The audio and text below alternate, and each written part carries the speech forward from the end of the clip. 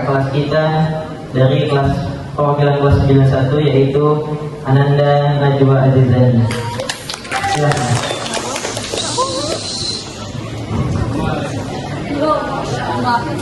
Sebelum mulai saya mau bantu dulu nih. Sama Pak Ulay hafalan daurah. Sama Pak Sahal belajar SKI. Hai guys, aku mau muhadharah. Mohon disimak dengan sepenuh hati. Bismillahirrahmanirrahim. Assalamualaikum warahmatullahi wabarakatuh. Innal hamdalillah nahmaduhu wa nasta'inuhu wa nastaghfiruh wa na'udzu billahi min shururi anfusina wa min sayyiati a'malina.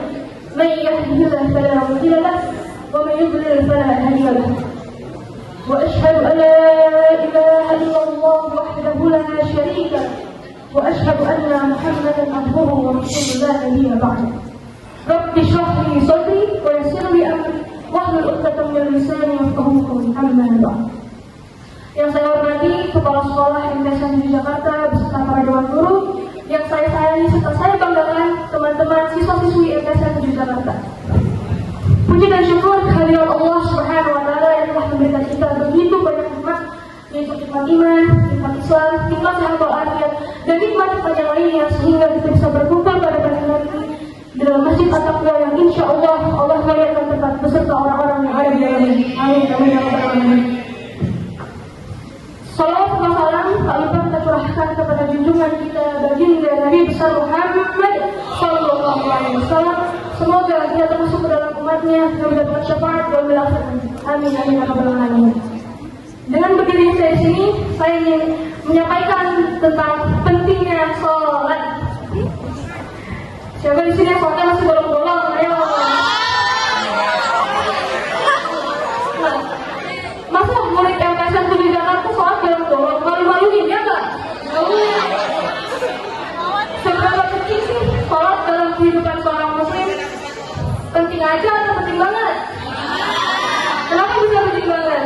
Nah, jika kita perhatikan, ketika Allah memerintahkan ibadah lain selain sholat, Allah itu cukup memerintahkan dengan turunnya ayat aja. Contoh, Allah memerintahkan puasa, ayat saja yang turun. Allah memerintahkan zakat, ayat saja yang turun. Allah memerintahkan haji, ayat saja yang turun. Tapi ketika Allah memerintahkan sholat, Nabi Muhammad SAW disebut langsung oleh malaikat untuk naik ke langit tujuh untuk menerima perintah ini. Kenapa? Karena perintah ini sangat amat penting.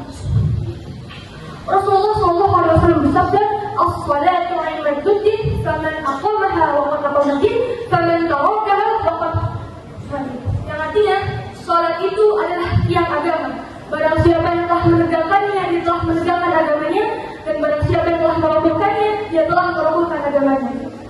Kalian coba bayangin ya, ada sebuah bangunan nih, nggak punya atap. Bangunan itu masih bisa berdiri ya? Masih. Tapi ketika bangunan itu nggak punya tiang, nggak punya fondasi, apa yang terjadi? Bangunan itu akan roboh. Seperti itulah pentingnya sholat dalam keimanan seorang muslim. Sholat ini nggak cuma jadi kewajiban aja, tapi juga dapat mencegah diri kita dari perbuatan keji dan munkar. Seperti yang difirmankan oleh Allah Subhanahu wa taala dalam potongan Quran surat Al-Ankabut ayat 45 yang berbunyi, "A'udzu billahi minasyaitonir rajim. Wa aqimis shalah, innas shalata tanha 'anil fahsya'i wal munkar." Yang artinya, dan dirikanlah sholat, sesungguhnya sholat dapat mencegah dari perbuatan keji dan munkar. Jadi, orang-orang yang sholatnya benar itu nggak mungkin melakukan perbuatan maksiat seperti pacaran, nolong senja, kata kasar, ngatain lah bapak temennya. Nggak mungkin tuh orang yang sholat melakukan perbuatan seperti itu. Maka jangan sampai kita masuk ke dalam golongan orang-orang yang sholat dan masih celaka. Seperti yang dikatakan oleh Allah Subhanahu wa taala dalam Quran surat Al-Maun ayat 4-5. Hafal semua kan? Yang berbunyi, "A'udzu billahi minasyaitonir rajim. Fawailul lil musallin alladzina hum 'an shalatihim sahun."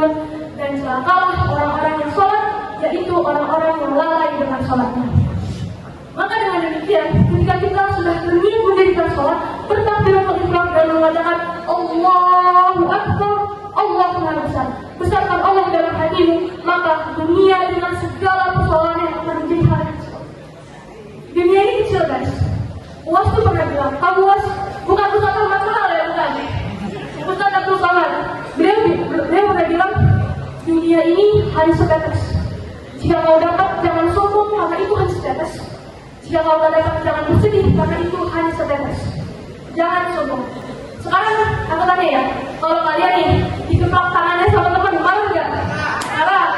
Kalau kalian dikeplak kepalanya sama teman, marah nggak?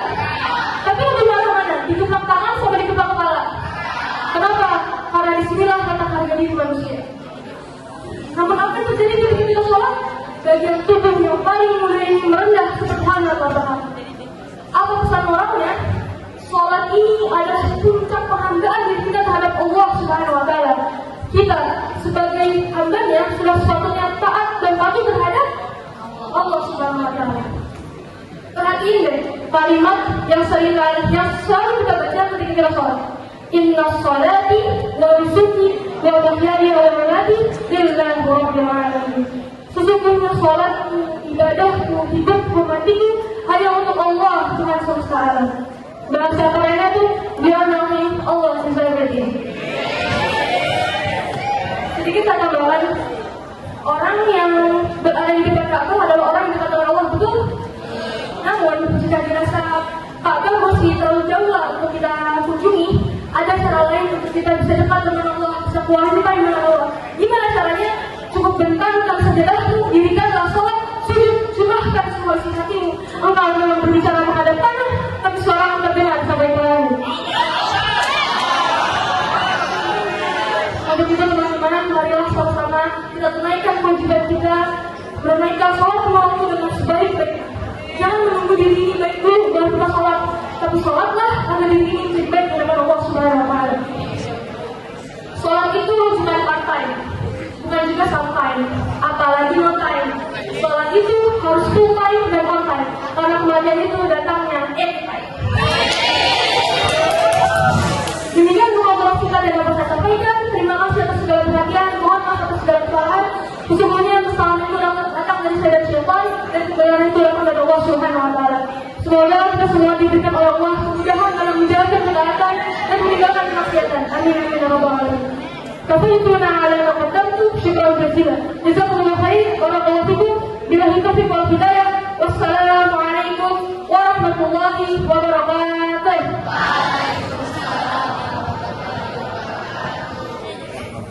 Luar biasa. Kita tampil Allah.